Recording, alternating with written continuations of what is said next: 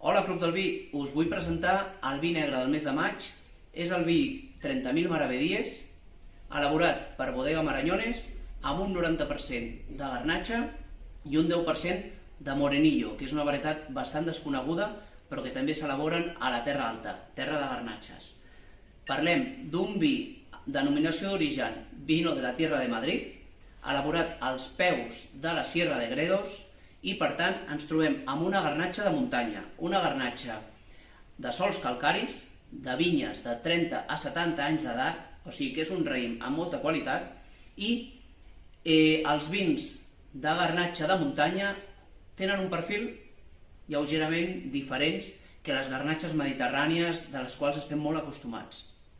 Són frescos, subtils, àgils, molt frescos en boca, i amb aquesta nota de fruita de bosc, d'acord? Penseu a més que hi ha un 10% de rapa, que és la part vegetal del raïm. Per tant, el que busquen és donar-li un final amb una mica més de caràcter. 8 mesos en fudres de 2.500 litres de capacitat, per tant, tampoc busca un perfil de barrica, de concentració, de vi clàssic.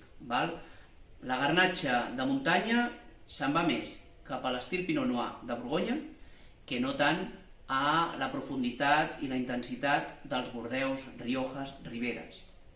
Busquen la subtilitat, l'elegància, com us deia abans, i un perfil de vi molt més fàcil de beure, d'acord?